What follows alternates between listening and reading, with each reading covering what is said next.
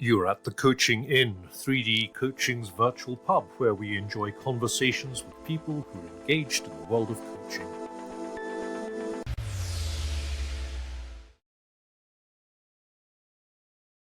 Hello and welcome to this week's edition of the Coaching Inn. This week we are having an open table and we're going to talk about bravery and safety in coaching because Lucy Holburn made contact with me and said, wouldn't that make an interesting podcast? So I said, come, be in it. If you don't already subscribe or follow the Coaching Inn, please subscribe or follow on the platform that you use for your podcasting. And please share this episode with another coach who you think would find it interesting. So, Lucy Holburn, Bryony Rowntree and Josephine Knowles, welcome to the Coaching Inn. Hello. Lucy, you start. Tell us a micro version of your journey to this point in coaching.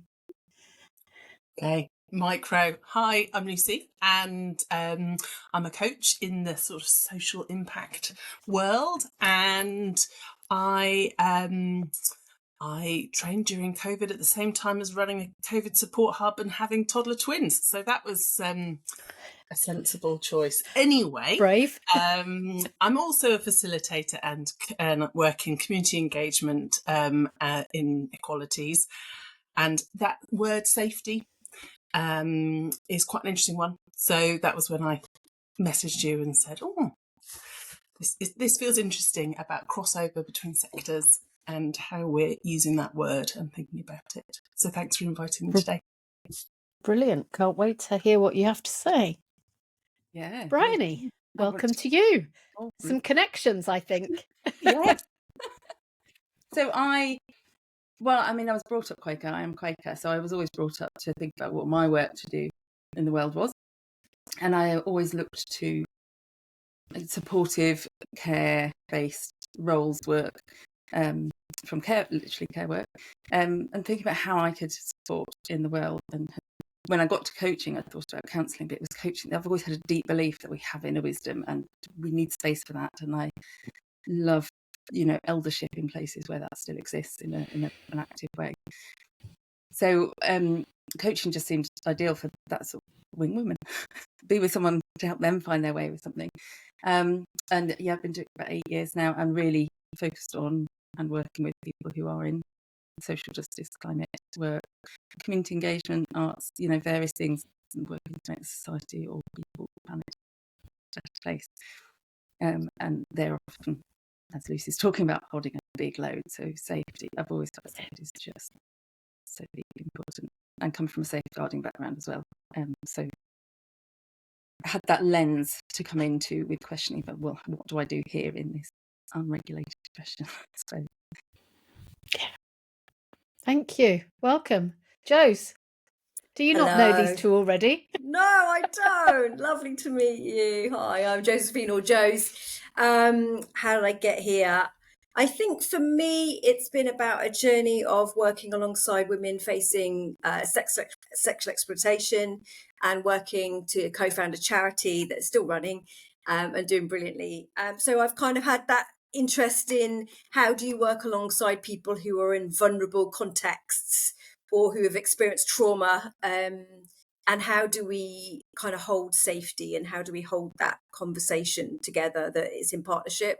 So I guess that's where I've kind of come from. I'm currently freelance, involved in thinking partner or coaching, training and sort of facilitation stuff. So that bit's not polished and I'm okay with that. So still exploring. Thank you. And so, there's so much connection between what each of you is saying about what you bring. It's extraordinary. And that's a beautiful thing. So let's keep this conversation about safety and also bravery, because for me, there's something that says if we want the people we coach to be courageous, then we need to also be courageous, not stupid, but courageous. But there's also something that's bothering me more and more, which is why, Lucy, that first conversation that we had by email was so important, which is I hear coaches say to people, this is a safe space, or this is an inclusive space. But that's not our call. right? We can't look at this agreement. I love this. So, Lucy, you opened up the conversation some months ago. So, what do you want to throw into the space right now? Yeah, I guess it was that word safe space, and being told it's a safe space is something that happens a lot. However, it definitely feels in the kind of facilitation and inclusion world, we're shifting away from declaring something as a safe space because we just don't know. And, I think Bryony touched or Jose about trauma, and we don't know everybody's experience in the space or everyone's cultural experience. And I was on a course a couple of years ago with somebody called Sade Banks-Tooby. She's a CEO of an organisation working in equalities, and she said brave space. And I thought, wow, yeah, that's absolutely right. That just completely nailed it for me. Because it was, rather than declaring something safe, it's kind of like, how do we cultivate the conditions for that safety? And bravery feels even better in a way, because in coaching, we're saying, because if it's just safe, is there growth? So there's also another little edge to this, which is if it's brave and we can be courageous, then maybe that's also a part of this coaching lens. But yeah, back to safety, it was kind of like, we must know that we can't declare if something is safe for people. That's their feeling, isn't it? But we can create the conditions as best we can. Loving the word declare. Because doesn't it feel different from say? But it is declaring. Bryony, what do you think? You were nodding. Yeah, well, I mean, for years now, I think the whole phrase, this is safe space, I've struggled with, and I have very open conversations with people about it now, whether it's in a workplace space where I'm facilitating a workshop, team coaching, mental health first aid training, or one-to-one, just with people that I work, who do similar work, and I'm having that honest conversation because I think it's really important thing for us to talk about. And I think it was someone years ago had said that they had used, when this phrase started being used, and she was saying this is a safer space. But still, I think through conversations involved beyond that. And I always say, because we have to talk about it in the mental health first aid training, I'm not going to say this is a safe space. I will do everything I can to make it as safe as possible. So I come from that same place really with coaching and how I have that conversation, and I just think it's so important. One of the things I love about coaching is learning honest relationships and being able to hopefully cultivate together a space where we can say what we need to say about how the space feels and what we need at any point. And that the hope that we're able to do that, even if it's I don't think we should be working together.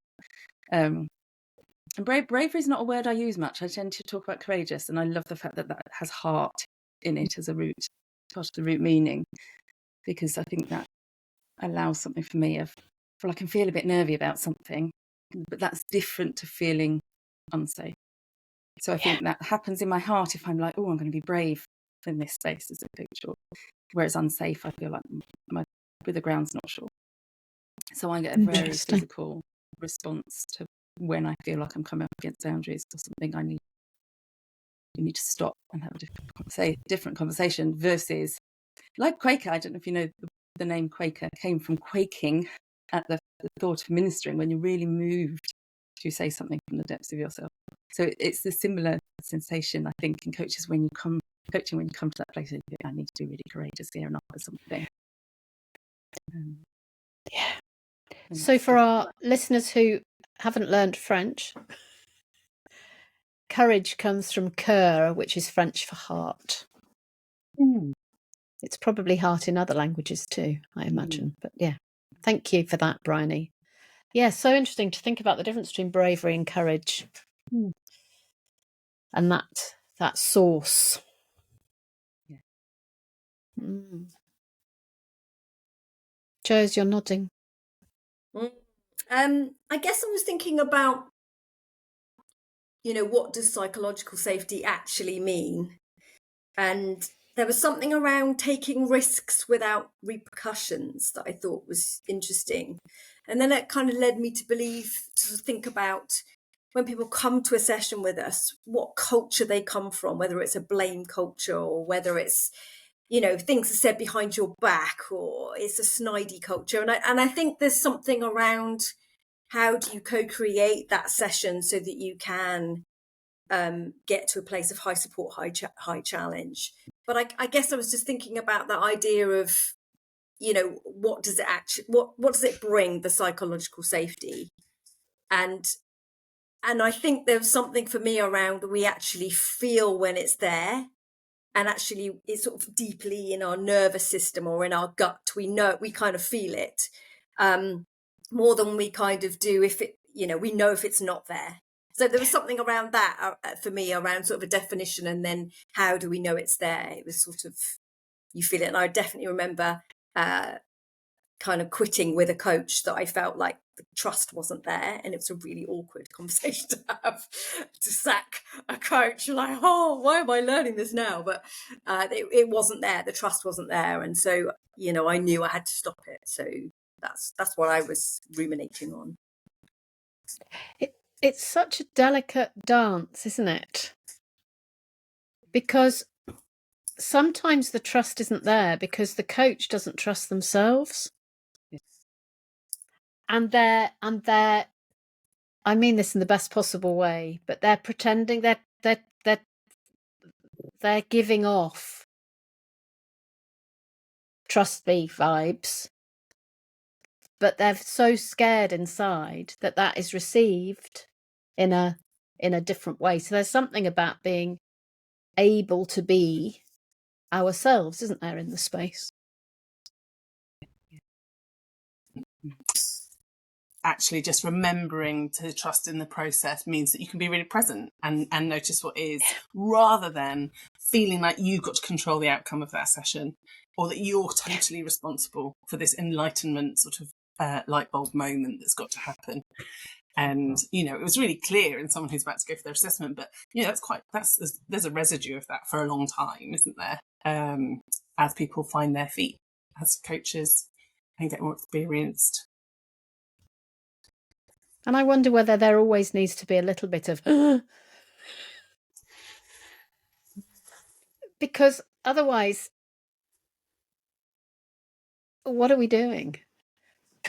So for me, it's like if I go and do a keynote somewhere, there needs to be a little bit of, here we go. Is it going to be okay? Because that brings something. Bryony. Yeah, well, that made me think that sometimes bringing a lack of safety can come from the mundane. If you've not spent some time to, again, Quaker phrase, get your heart and mind prepared, and you're sort of like fiddling around with stuff straight on the call and haven't prepared yourself in your being, which I'm saying you, but I'm including myself in this because I've definitely been guilty of learned that. Then we're starting off from a place where we haven't actually stepped in holding already, which can have an impact. Yeah, we need to arrive before the arriving. Yeah. Otherwise, they're stepping into an empty space that we've just stepped into. Yeah. Mm. There was something I picked up from what Jo said, and I also had a question for Jo, if that's all right. Oh. I mean, you talked about different cultures, and I was thinking just that phrase, psychological safety. I wonder how many people in workplaces feel unsafe when they hear that now, if they're being told that's present. But that was just a thought.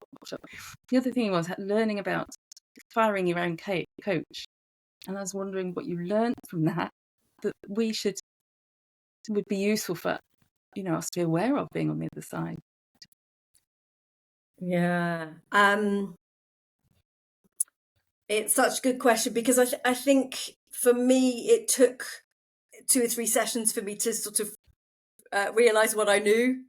And it wasn't, she was a lovely person, lovely, but she was performative, i.e. she was a little bit what you said earlier, Claire, of that sort of nervousness of not being able to really ask questions or delve a bit deeper. So it felt very surface level. And I was just like, I haven't got time or energy to be surface level. I need to go in deep with somebody. And so I kind of sort of said, oh, actually, this is not working for me. Even though she didn't ask me if this was working for me at all. She didn't check in. So that would be a principle. It's like, how will we know this is not working for you? You know, what will that conversation look like? So something around that regular check-in, I think, is really important. But just having to be honest about it, really, about what I needed, and a gratitude. But I think what I bear in mind is, you know, not everybody's as robust as me to say this isn't working for me. So how can I help them have that conversation? So for me, it's embedded in my triage, it's in your chemistry session, whatever you call it, and it's embedded in contracting and sort of embedded in review, really, sort of midway review of like, how's this going? What do we need to adjust? Kind of questions that I hope give people a little bit of crumbs to be able to raise trickier things. So I think it's about building that trust slowly, I guess, is what I was kind of thinking of. Thanks. I've just read a terrible novel, which I can't even remember the title of it, but somebody got locked in a room. That was a bit of it. But as you were talking, I was thinking, isn't it funny? Because I think sometimes people feel that they're locked in a coaching relationship and it's not in their gift to unlock the door and they can't leave. And that's not safe because we feel locked in. And in the ICF ethics, it's not so clear in the other professional bodies, but in the ICF ethics, there's a line that basically says the person we're coaching needs to be able to walk away at any time. But I think more significantly, they need to be able to know they can walk away at any time, and they need to feel that the door isn't locked. And I wonder whether sometimes, for the reasons people come or who recommended them to come or how the process was sold to them or whatever, I think all of us sometimes work with people who don't know they can walk away unless we tell them they could. I think that's particularly true when you're doing internal coaching. Yeah. So, you know, people know each other or you've been commissioned by a sponsor. And that's been in my experience of just sort of having to reiterate constantly, this is confidential. Like I only say, yeah, it's going great to someone else. I would never say even who I'm coaching. So there's something around that confidentiality that we know already that needs to be reiterated, I think. And the walk away, I think, is really key, because otherwise you really are just talking very surface level things, whether it's about productivity, which is still important, but, you know, it might not be what they actually want to show up with. So that's an interesting thought, I think. And it was interesting that it sounds like the lack of her ability to be brave actually made it unsafe. Yeah. Because you couldn't build trust. You didn't know that she could go there with you. Yeah. Yeah, I think so. Forgotten all about that. So checking in is actually part of courage from the coach, because the person might go, well, actually, it's not really very useful to me. So there's an exposing thing in checking in, isn't there? But if we don't check in, that, you know, they're all connected. Lucy, as you are listening, what are you thinking? I'm thinking a bit more about coach as line manager, you know, that kind of internal coaching in organisations, and how actually there's so much challenge around that, really, isn't there? And when there are power dynamics or relationships that exist, you know, it's sounding almost irresponsible that, you know, that somebody can't walk away, or, you know, it feels like there's new insight there for me, because it's actually a tough gig, isn't it? If you're the manager trying to be a coach, there's a lot more in that than an independent coach relationship. And how do we really make that very safe for everybody concerned? Well, you can't be a coach, can you? Because they can't, because there are lots of things they can't say to you. Yeah. Because you're the line manager. So we can offer people coaching questions and encourage them to go away, think about it. But there will be a superficial level. So it's a bit of a car crash when the person in the organisation's just been on a really brilliant coaching course and learnt to work deeply with people, and then they go back to work and go, I can use coaching with my colleagues, and then they try and go deep. Because of course they can go deep, but there are people we can't go deep with because the people we're working with can't unsay what they've just said. And actually we're asking them to go beyond a boundary that's okay. So it's a very interesting thing. I'm just reminded of when I interviewed. It is what lots of organisations are. Yeah, are doing. Yeah, and especially so maybe in manager the as charity coach is a sector, great because thing. it's not. Yeah. Sorry, Claire. Yeah. No, which is why doing things like having people in this charity trained to use coaching and having people in that charity trained to use coaching, and then they coach across. We used to do that in the NHS in the early 2000s when we started doing our coach training. We would have people from the primary care trust, as it was called then, and we'd have people from the hospital, and they would switch. So the person in the primary care trust who had somebody who needed coaching would ask someone in the hospital to do the coaching, and the other way round, so that you didn't pay the money, because that's what it was all about. Yes. But you did provide a place where people could explore more deeply. Yorkshire Accord, I think, does that up here. I think it's a collection of internal coaches, and they coach in someone else's organisation. Everybody else, but not their own. Yeah, it's genius, isn't it? Yeah, it's a really good idea. Absolutely. So Timothy Clark, in that conversation about psychological safety in series 4, I think it might have been series 3, he said that psychological safety comes when people are rewarded for being vulnerable. That's quite an active thing, isn't it? Because it's an action and not a feeling. And what does reward mean? Because that could go many ways. I think it's not paying them. No. Hoping not. But there's an exchange, isn't there? Because there's also something about how do we be vulnerable in order for the other person to be courageous. That comes back for me around belonging culture. You know, do you feel included and that you belong in that culture? And you know, I think that is a real dance, because if people don't, or they're not rewarded for being vulnerable and told to shut up, or kind of, you know, they're the problem, you just kind of get a really weird culture going on. So I think it's an interesting space to think about, whether the kind of culture that they sit in, I guess. And I think as coaches, my friend said this to me when we were talking about return to work, so I've done a bit of return to work coaching, that it's up to the community that someone's entering to welcome that person, not for that person to make themselves feel welcome. So as coaches, part of our job is to welcome our thinking partner, client, coachee into the space, like being ready and greeting them well and warmly, or however we are, and work, you know, in our energies. But then I think also there's a piece so I've learned to contract around being imperfect with vocabulary, and it started off partly to do with not just my dyslexia, but confidence around dyslexia, and feeling like, certainly in the early days, I couldn't always come up with clean questions. So I just started to say to people, sometimes I might just offer you a bundle of words if you want it, and see what comes out of it. And it's helped me to contract around that. Please don't be a good coaching client. And how are we going to hear if they go, oh, yes, I might do that. And I can go, okay, what? How are you going to be showing up if that happens? But yeah, that was quite a shift for me in being able to be more relaxed and feel more courageous in going, this is something I struggle with.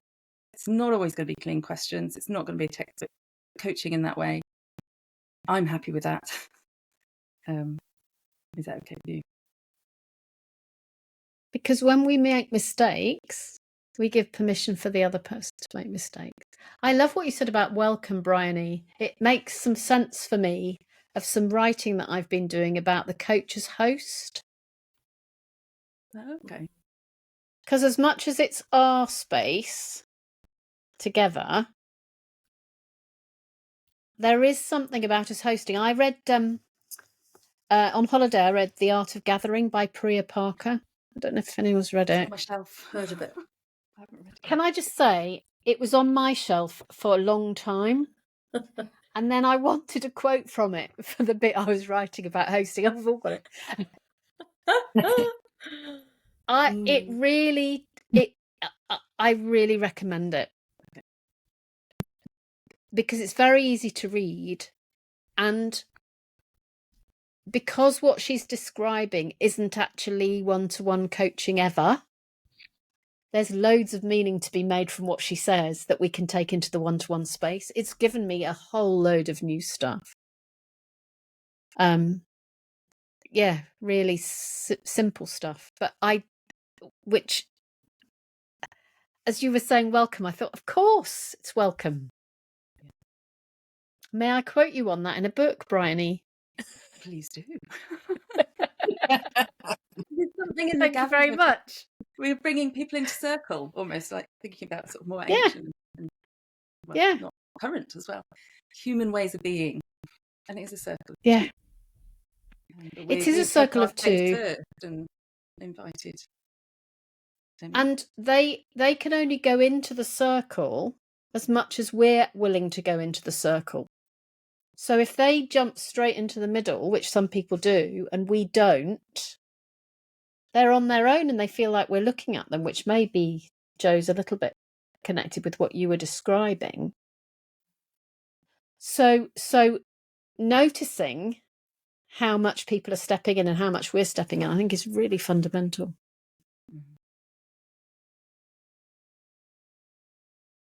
I was thinking about this also in terms of tears.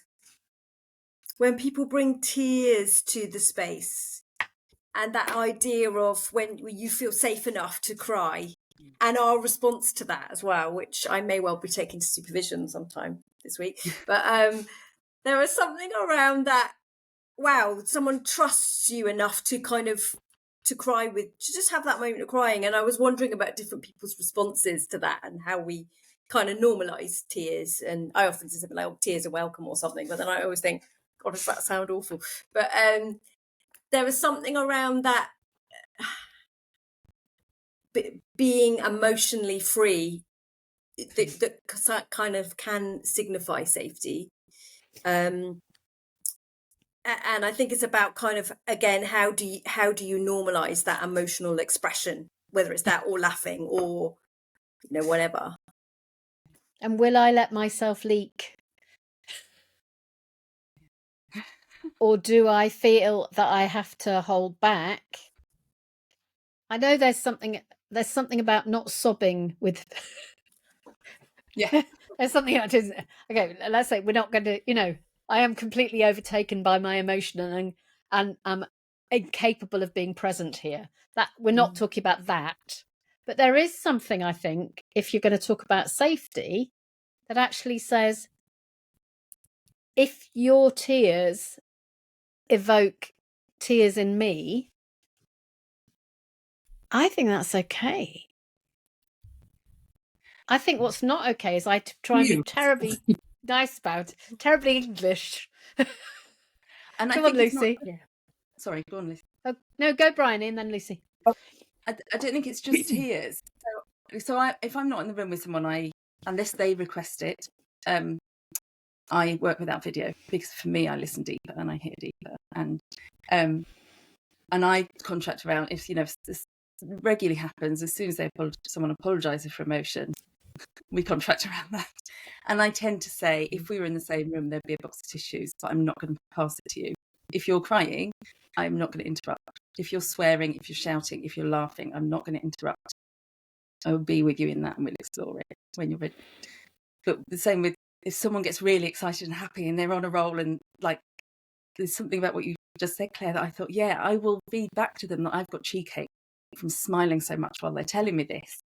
But I wouldn't necessarily, well, I might do if we were in the room together. I wouldn't necessarily be jumping around for joy if they're also, and it depends, getting a sense for what's most useful there, but not diving in the river with them, but being there. Yeah. But that will bring some connection, emotion, I think. Yeah. I often have a tear when somebody's had an amazing win. You go, that's amazing. Yeah. Here it comes. Well, I still cry at sports day, and my kids don't even compete anymore, so I cry. All sorts of things. My eyes leak. I'm smiling and nodding because I am a leaker, and I'm so happy to hear, Claire, that it's totally fine. Apparently, so that's great, because I do, and it more often than not is that welling up of like, this is brilliant, like, something incredible's happening. Yeah. I think we just need to be clear on whether it, because often it's their stuff that is emoting in us. That's a word I've just made up, or maybe it's a word. And sometimes we'll leak a tear in response to something they've said, and they won't. But there's a difference between leaking and sobbing. Yeah. But because we're humans, right? And emotional is a normal thing. And I think there's a real impact on the relationship, a positive impact on the relationship, and there's that emotional connection. And we are feeling things alongside them. Yeah. Especially when it's a developed relationship. Yeah. I think more so. And if we're going to be with, then we're going to be with. So it's, So I wonder whether a good word to think about in this is consent. Because there's something around people consenting to go deep within themselves and consenting to go with you to that space.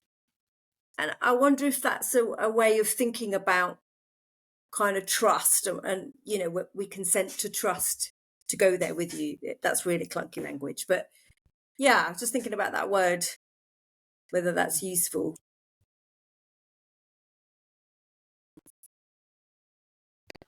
I wonder if there's a consent to being that's human. Just in showing up. Yeah.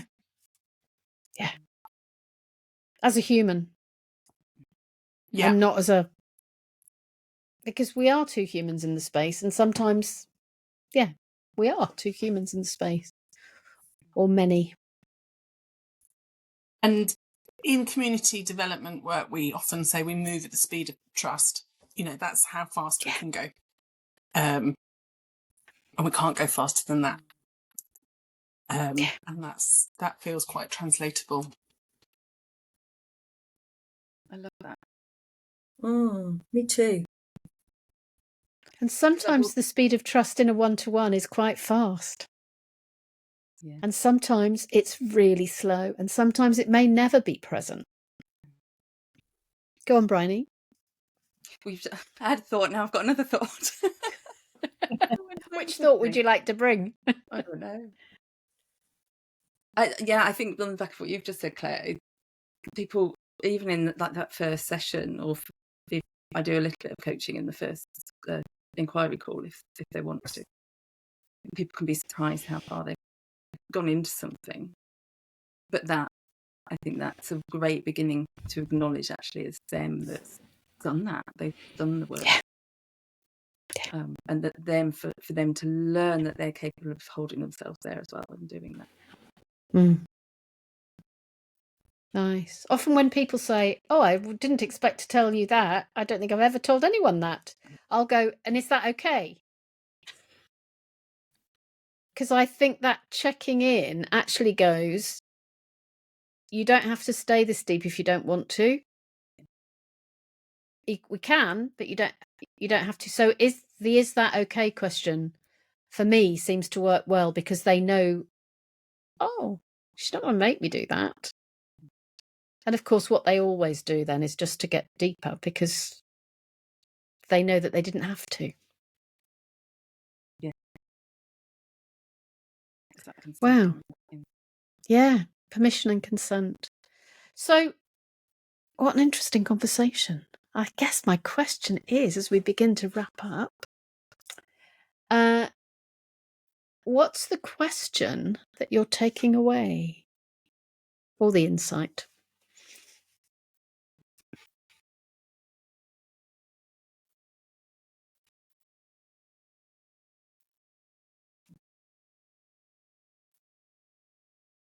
I'm going to think a bit more about that, noticing how far. I quite like the idea of like arriving and then jumping into the circle.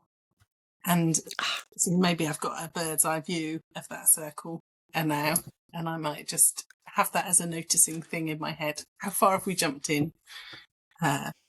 We just gone feet first into the middle, or are we kind of tiptoeing? So that feels like that might be quite useful little lens to sort of just, yeah, maybe it's a yardstick. Yeah.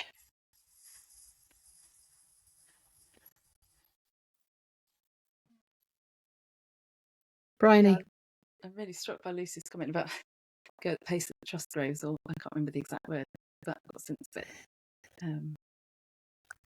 And remembering asking someone in a group, asking to put on the group agreement trust, and me having to unpack that actually, what do we need in place? So thinking about the way Lucy phrased that, if we are tiptoeing around that circle, what needs to shift?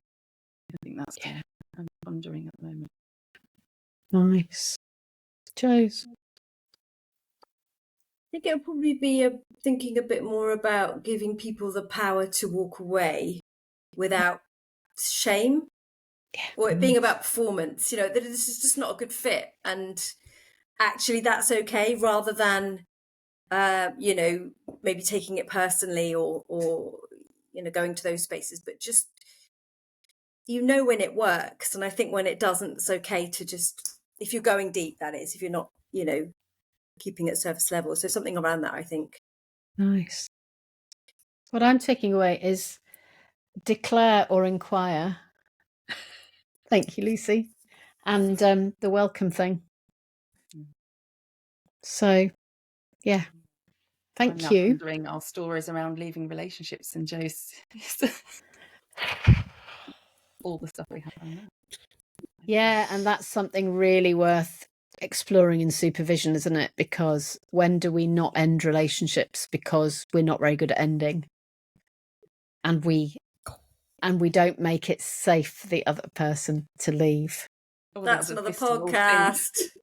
That is another podcast. But our own relationship with endings, sometimes some people would prefer things never to end. Yeah. Because ending is such a difficult thing. So tell us, the lovely listeners, what you'd like the next podcast to be that bounces out of this. Send an email to info@3dcoaching.com with your best idea, and then you'll be the guest. We'll get some other people to come along and talk about it with you. So that depends how courageous you're feeling. Thank you so much, Lucy Holburn, Bryony Rowntree, and Josephine Knowles, for coming to the Coaching Inn. And thank you, everyone, for listening. Bye-bye. Thank you. Thanks, Claire. If you've enjoyed what you've heard today, we'd love you to share the podcast with a friend or leave a comment on social media. And if you'd like to become a regular at the Coaching Inn, you can subscribe on Podbean and all major podcast channels. We look forward to welcoming you next time. You've been listening to The Coaching Inn, 3D Coaching's virtual pub. For more information, check out 3dcoaching.com.